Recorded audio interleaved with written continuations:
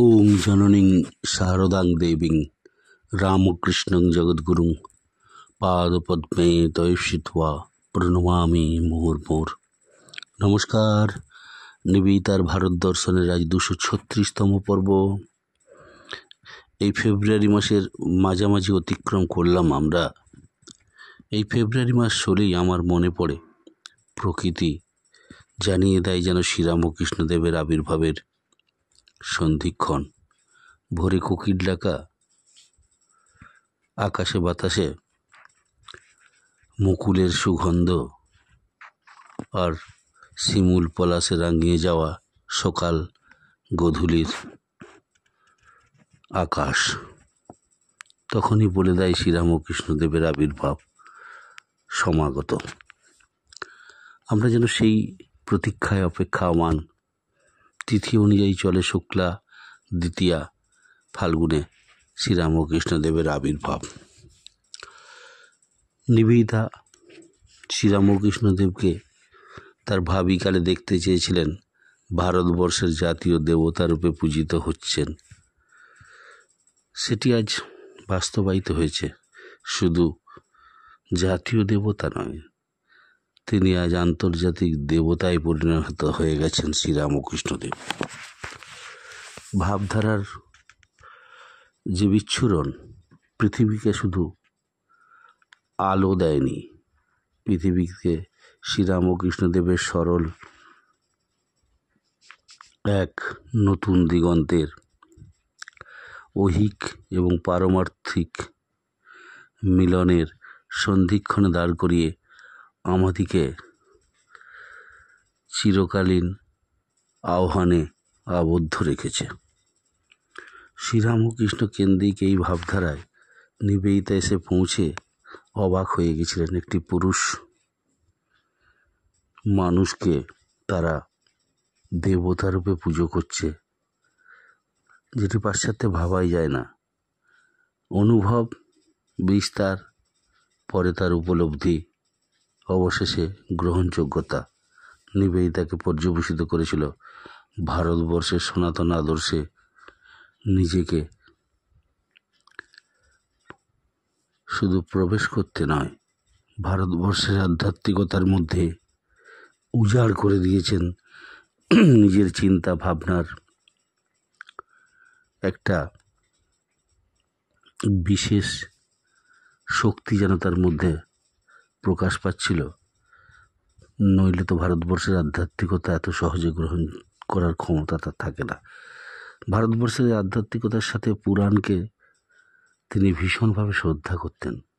তার ফলশ্রুতি তার রামায়ণ মহাভারতকে নিয়ে হাজার হাজার কাহিনী রচনা, দ্য ক্যাথিড্রালস অফ হিন্দুইজম বই রচনা করা, ওয়েব অফ ইন্ডিয়ান লাইফ রচনা করা, দ্য মাস্টার অ্যাজ এ সহিম গ্রন্থ রচনা করা, the national significance of Swami Vivekananda সহ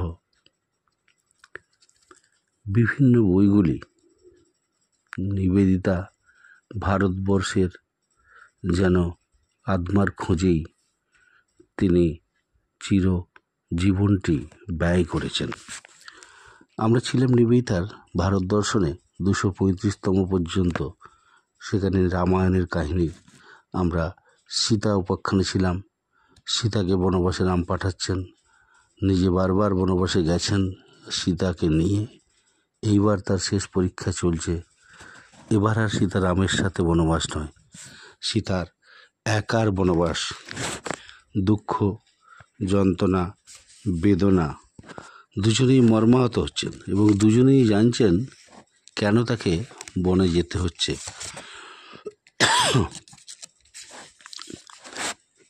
তাদের মিলিত প্রয়াস, সর্বোচ্চ ত্যাগ বরণ, চিরবিচ্ছেদের দুঃখ বরণ করা, সে সম্পর্কে নিবেদিতার সুন্দর ব্যাখ্যা ছিল। For the good of his must be willing to make any sacrifices, and it could never, he felt, before their well-being, that their sovereign conduct should be misunderstood। অর্থাৎ প্রজ্ঞার মঙ্গলের জন্য রাজাকে যে কোনো ত্যাগ স্বীকার করতে হয় এবং সেই প্রজাদের মঙ্গলের জন্যই আবশ্যক যে তারা তাদের রাজার আচরণকে যেন ভুল না বলে বা ভুল থেকে যেন সেই মঙ্গলের কামনাটা বেরিয়ে না আসে। এখানে আজকের নারীবাদীদের আর একটা প্রশ্নেরও যথার্থ উত্তর মেলে। তাদের প্রশ্ন, সীতা কেন প্রতিবাদ করলেন না, রামের সিদ্ধান্ত কেন মেনে নিলেন? আসলে সীতা রামের হৃদয় জানতেন, আর রাজি বা রাজ্ঞী হিসেবে জানতেন যে প্রজামঙ্গল তারও ব্রত। এ যৌথ ব্রতের দায় যতখানি রামের, ততখানি ঠিক সীতারও। তিনি যথাযথভাবে তার ভূমিকা পালন করেছেন। নিজের সুখকে, নিজের ক্ষুদ্র স্বার্থকে তিনি কখনো বড় করে দেখেননি, সেগুলোকে বিসর্জন দিয়েছেন। আর পত্নী হিসাবে পতির চিত্ত যার পুরো জানা, যেখানে পতি পত্নী পরস্পরের আত্মার আত্মীয়, সেখানে সীতার আচরণই স্বাভাবিক। এভাবে কোনো নারীবাদী চিন্তা করতেই জানেন না। নিবেদিতাও নারীবাদী, কিন্তু তার সব কিছুর মর্মে পৌঁছাবার গভীর সূক্ষ্ম দৃষ্টি ছিল, যা স্থূল আবরণকে ভেদ করে পৌঁছাতো সেখানে যেখানে সত্যটা নিহিত আছে। নিবেদিতার দৃষ্টিতে তাই রাম ও সীতার পরস্পরের আচরণ পূর্ণ যৌক্তিকতা, ঋদ্ধ এবং তাদের চরিত্র মহিমা পূর্ণ উদ্ভাসিত, যা আমাদের ক্ষেত্রে ঘটেনি। এইবার আমরা এই সীতার বনবাস এবং তারপরে অশ্বমেধ যজ্ঞ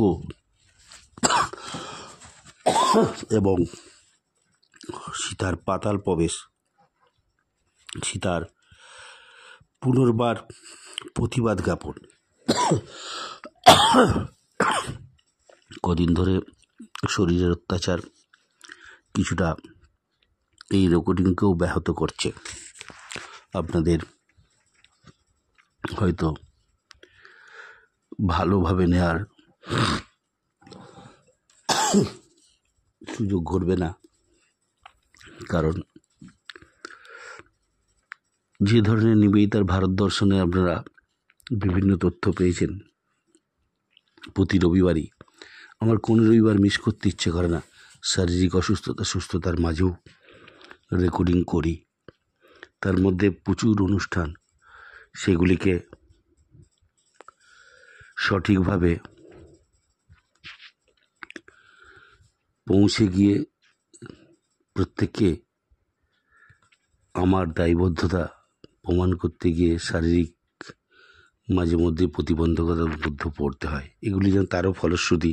তাই আপনারা শ্রোতারা নিজ গুণে ক্ষমা করে দেবেন এই রেকর্ডিংয়ের মাঝে মধ্যেই বিঘ্নগুলিকে। যে কথা বলছিলাম, অশ্বমেধ যজ্ঞ এবং সীতার পাতাল প্রবেশ, সীতার পুনর্বার প্রতিবাদ জ্ঞাপন, এগুলো নিবেদিতার দৃষ্টিতে কীভাবে ধরা দিয়েছিল সেগুলোতে একটু আলোচনায় যাওয়ার চেষ্টা করব। নিবেদিতা লিখছেন, এইভাবে দীর্ঘ 20 বছর কেটে গেল নিরবিচ্ছিন্ন বিচ্ছেদ দুঃখের মধ্যে। রাম ও সীতা উভয়েরই নিরবিচ্ছিন্ন দুঃখের দিন ছিল সেগুলো। অবশেষে রামের অশ্বমেধ যজ্ঞ অনুষ্ঠানের সংবাদ বাল্মীকির আশ্রমে এসে পৌঁছালো।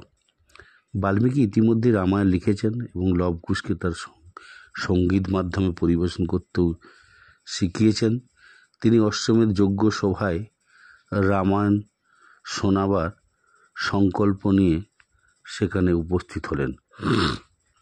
রামায়ণ গান শুনতে শুনতেই রাম বুঝলেন গায়ক বালকদ্বয় লব ও কুশ তারই আত্মজ।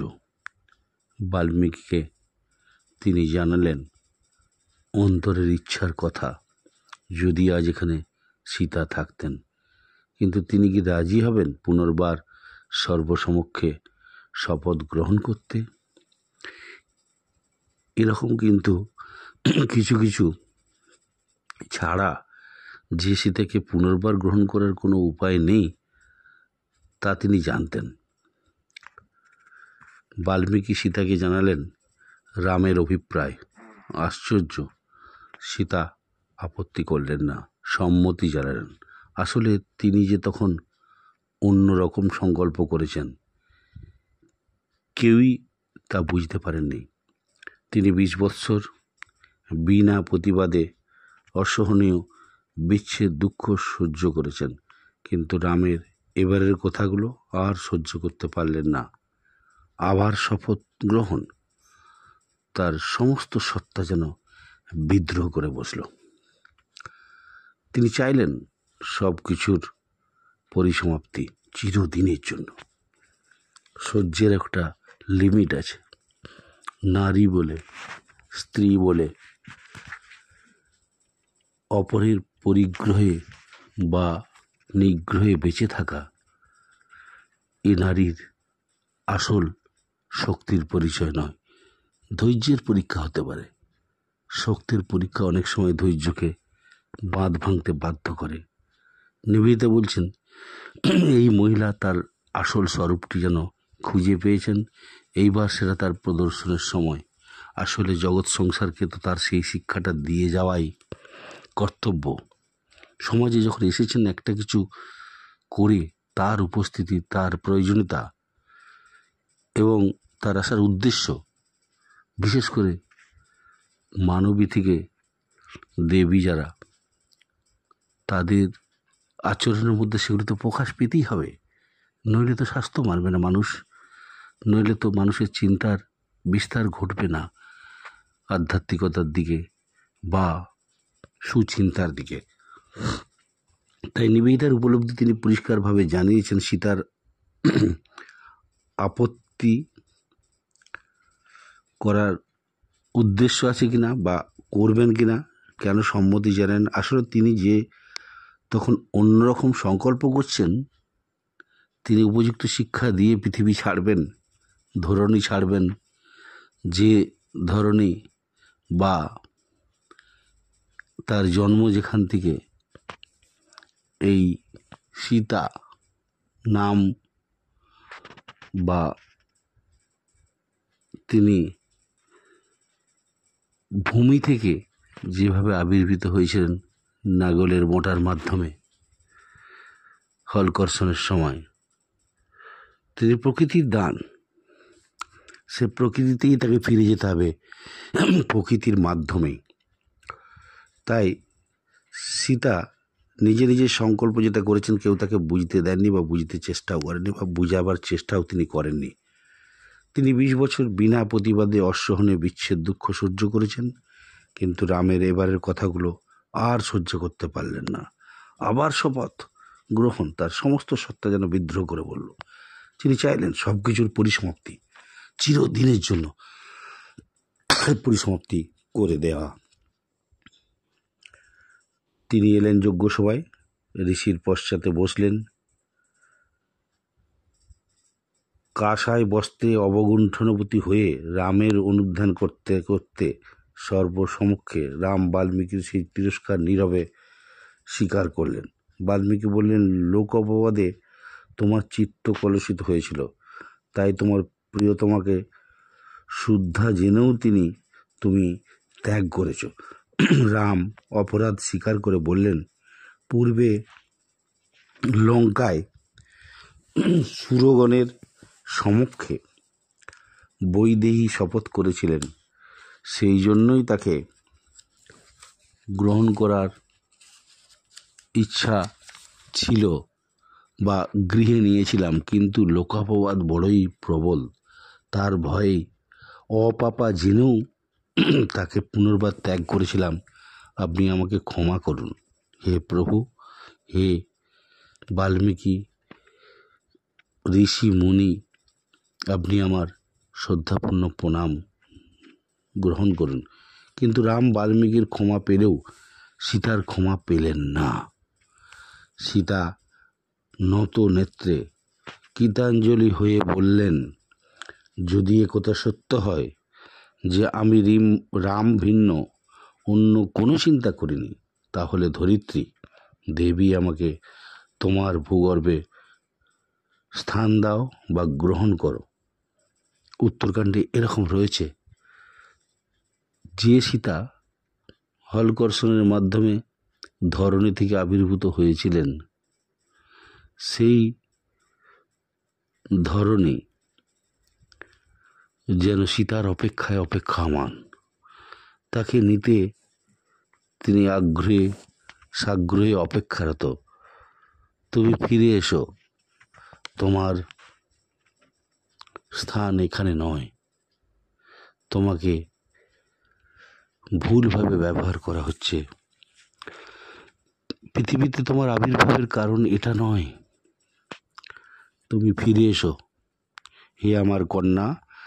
ধরণী যেন তাকে ভূগর্ভে স্থান দেওয়ার জন্যই অপেক্ষামান। ইতিপূর্বে অগ্নি পরীক্ষার কালে সীতা প্রার্থনা করে বলেছিলেন সম্পূর্ণ অন্য কথা। আমি যদি রাম বিনা অন্য কারো চিন্তা না করে থাকি, তাহলে হে অগ্নিদেব আমাকে রক্ষা করো। তিনি ক্লান্তি ও বিষাদের শেষ সীমায় পৌঁছেছিলেন। এক চরম বৈরাগ্য তাকে অধিকার করেছিল, যা তার হৃৎপিণ্ডকে স্তব্ধ করে দিয়েছিল এবং তার প্রাণহীন দেহ মাটিতে লুটিয়ে পড়েছিল। হয়তো বাস্তব ঘটনা এটাই, কিন্তু নিবেদিতা প্রাচীন কবির বর্ণনাকেই আখ্যান ভাগে অতি বিশ্বস্তভাবে উপস্থাপিত করেছিলেন। As Valmiki presented the queen to Rama and to the assembly, and as Rama turned to call upon her to swear to her own faithfulness and sincerity before all their people, everyone noticed that a cool and fragrant breeze began to blow, as if betokening the nearness of the gods. No one, however, was prepared for the effect of Rama's words on Sita. That proud, thought, gentle soul had borne all that was possible to her, perfect in the sweetness and perfect in submission. She had endured 20 years of loneliness without murmuring. কেউ সীতার উপর রামের কথাগুলির প্রতিক্রিয়া অনুমান করতে পারেনি। নিবেদিতা একথাটি বারবার বলে নতুন আলোর সন্ধান দিলেন। রাম নিজেও এই প্রতিক্রিয়া অনুমান করতে পারেননি। সর্বসমক্ষে শপথ গ্রহণের অস্তে এবং শপথ গ্রহণের অন্তে সীতাকে তিনি গ্রহণ করতেই চেয়েছিলেন।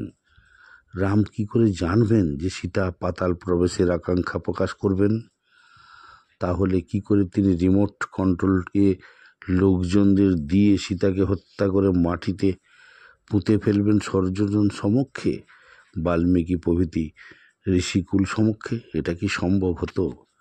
আজকের নারীবাদীদের এই কল্পনা উত্তর কবির ভূতল ভেদ করে আমাদিকে যে শিক্ষা দেয়, সেখানে ধরিত্রী মাতার স্বর্ণ সিংহাসন সহ উদয় হওয়ার কল্পনার থেকেও বলগাহীন। সত্যের সঙ্গে তার কোনো সম্পর্ক নেই। সংসারের নিষ্ঠুর হৃদয়হীনতার অনেক পরিচয় পেয়েছেন সীতা, কিন্তু ধরণীর মতো সর্বমহারা ধরিত্রীর কন্যার সহ্যের সীমা অতিক্রান্ত হয়েছিল। নতুবা নতুন করে শপথ নেওয়ার প্রস্তাবে তিনি এইভাবে প্রতিক্রিয়া জানিয়ে নিজের সিদ্ধান্ত নিজে গ্রহণ করতে পারতেন না। মনে হয় রামের সংস্পর্শে আর না কোনো সিদ্ধান্ত আসার বা বাল্মীকির আশ্রমে বনবাসের প্রথম দিনটিতে লক্ষ্মণকে দেওয়া প্রতিশ্রুতির মধ্যেই ছিল, আমার শরীর ধ্বংস হলেও দুঃখ নেই, কিন্তু পৌরজনের নিকট তোমার যে অপবাদ হয়েছে তা যেন দূর হয়। কথাগুলো রামের উদ্দেশ্যে বলা সম্ভবত নতুন করে শপথ নেওয়ার প্রস্তাবের মধ্যেও সে সীমাহীন নিষ্ঠুরতা ছিল, অবমাননা ছিল, তাই তার হৃৎপিণ্ডকে স্তব্ধ করে দিয়েছিল। এটাই বাস্তব, অন্যগুলো কল্পনা। প্রশ্ন এই, রাম কি কখনো এরকম হত্যাকাণ্ডের নায়ক হতে পারেন যা আধুনিক নারীবাদীরা বলেছেন? সমগ্র রামায়ণ ও রামচরিতের কথা বিবেচনা করে এই সিদ্ধান্তে কোনো মতে পৌঁছানো কি সম্ভব? নিবেদিতা সেই জন্যই বোধহয় লিখেছেন, and as the queen and the earth mother passed out of sight of man, the whole universe passed. For one moment it is set into a state of holy flame. One-hearted, however, did not share this peace.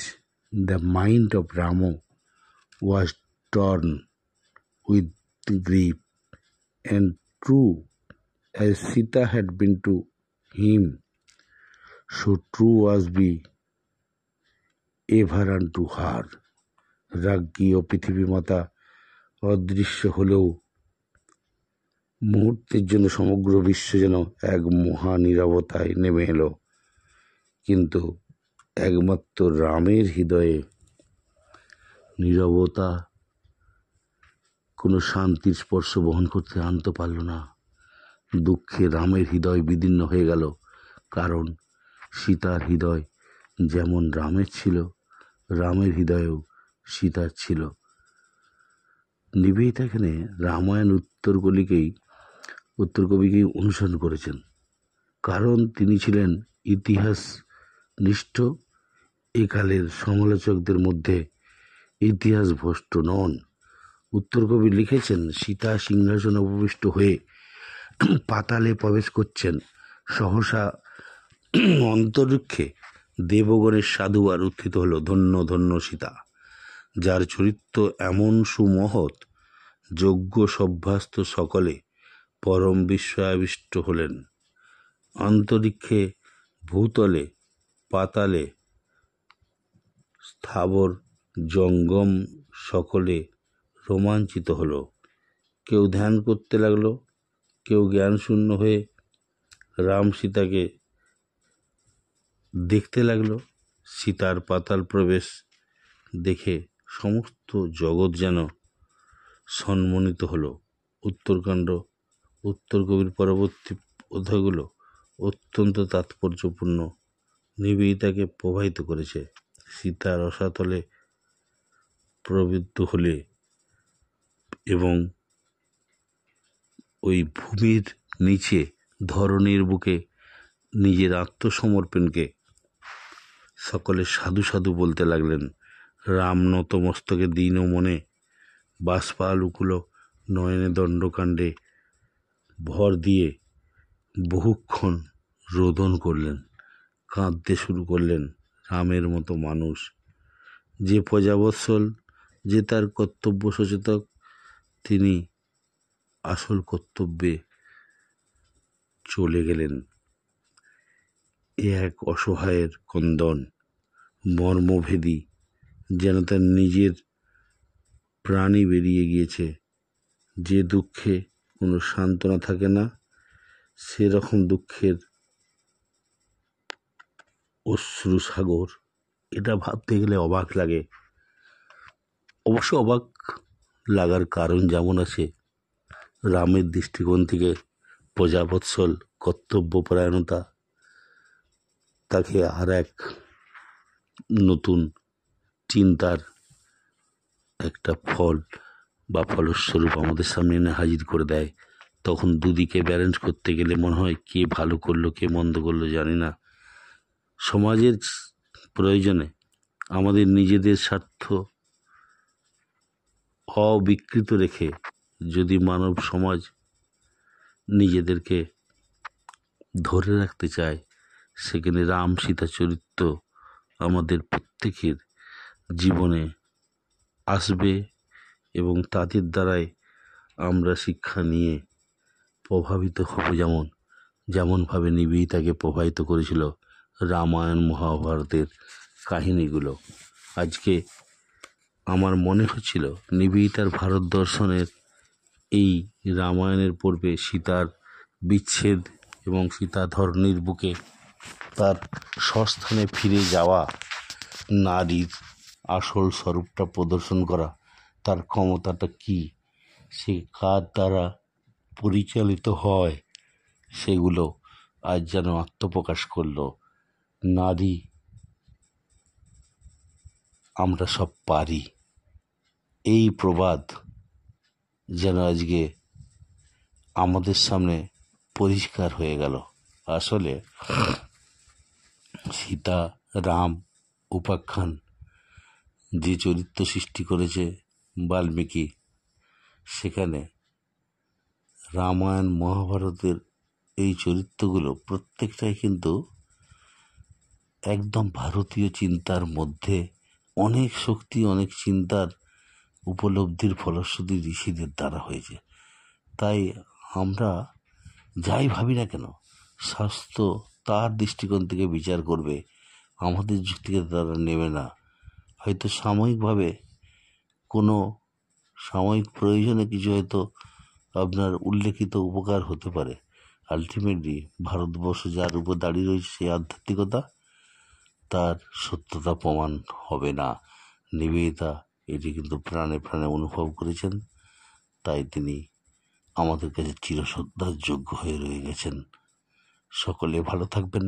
নিবেদিতার Bharat দর্শনের 236তম পর্ব আজ এখানে শেষ করলাম। আবার দেখা হবে এর পরবর্তী রবিবার। আবারও ক্ষমাপ্রার্থী, শারীরিক অক্ষমতার জন্য ঠান্ডা লাগিয়েছি। কদিন আগেই বেশ কয়েকটি প্রোগ্রামকে মান্যতা দিতে গিয়ে নিজের শরীরের উপরে অত্যাচার হয়ে গেছে, তার জন্যে আপনার কাছে ক্ষমাপ্রার্থী। সকলে ভালো থাকবেন। ওং অসতো মা সদ্গময় তমসো মা জ্যোতির্গময়। ওং শান্তি শান্তি শান্তি। হরি ওং তৎসৎ। শ্রীরাম ও কৃষ্ণার্পণমস্তু।